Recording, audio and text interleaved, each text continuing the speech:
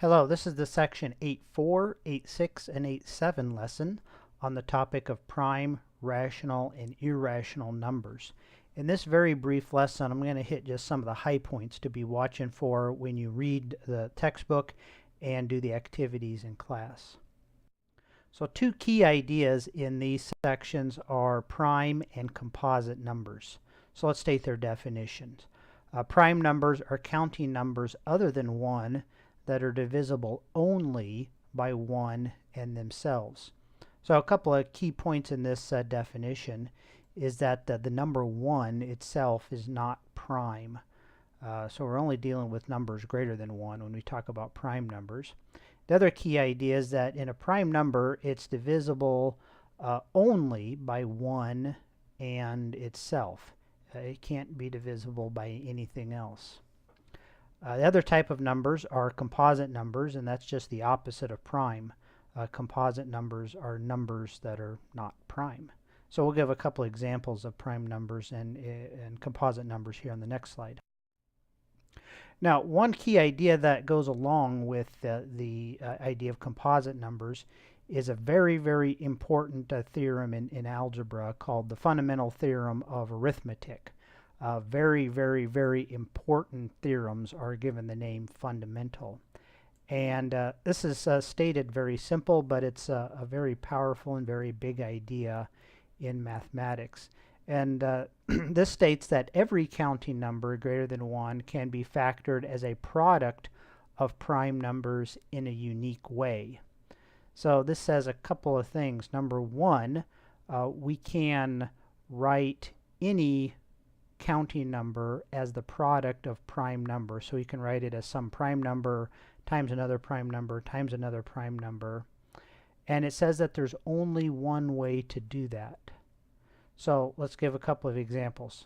For instance, the counting number 145 we can write as 29 times 5. Now in the activities we'll verify that 29 and 5 really are prime. But there you see we've written this composite number as the product of prime numbers.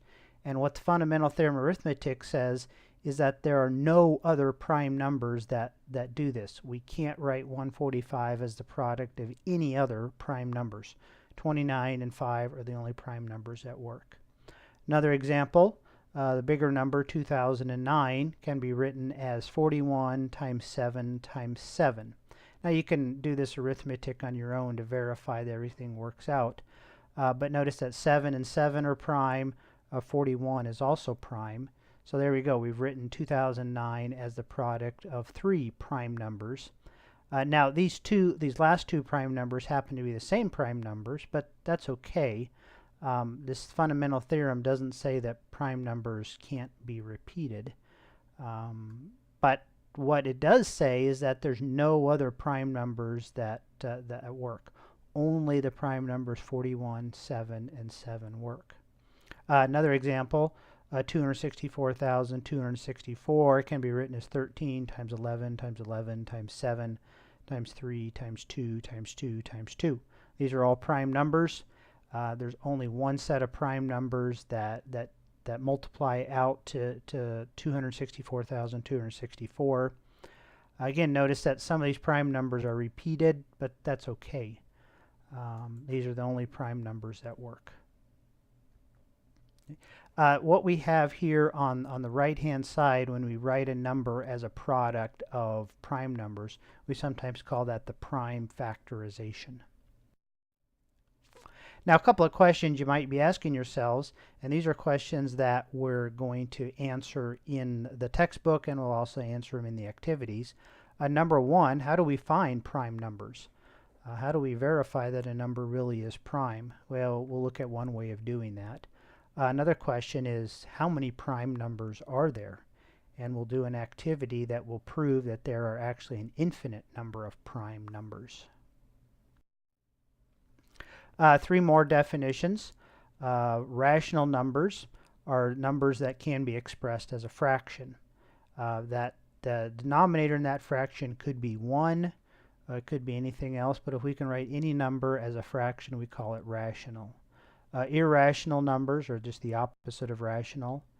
And then real numbers are any numbers that can be expressed in a decimal representation. And that decimal representation doesn't necessarily have to be finite. That decimal representation could go on forever. A couple of interesting facts that we'll see in the reading. Number one is an idea that we saw earlier on in the semester, and we said that that idea would come up again. Well, here it comes up again in this section, and it's the fact that the decimal 0.9999 repeating is equal to the number 1. So this is an example of a decimal that does not have a finite representation. It goes on forever. And what we're claiming here is that that decimal really does equal 1. And in the book we'll see a proof of that. Another interesting fact that we'll see is that the number square root of 2 is irrational. We're going to prove that the number square root of 2 cannot be written as a fraction. And the method that we're going to do there is kind of an interesting technique that we call proof by contradiction. So you'll see that proof in the textbook. We'll also look at it in the lesson. Excuse me, in the activities. One last point here is kind of a nice representation of the relationship between these different types of numbers that we've seen in this section and earlier on in the semester.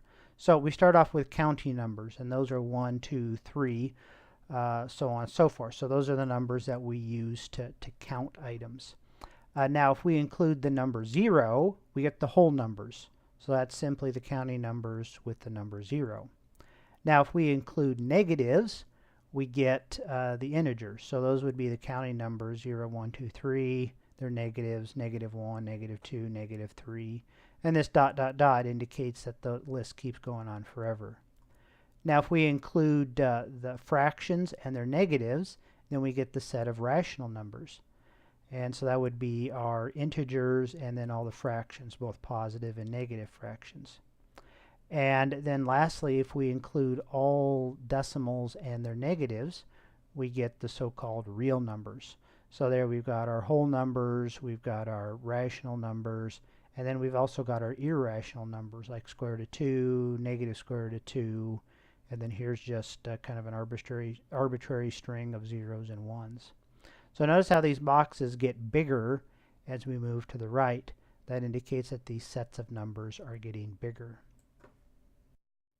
So that's it for this section. Your assignment is to read sections 8.4, 8.6, and 8.7 from the textbook.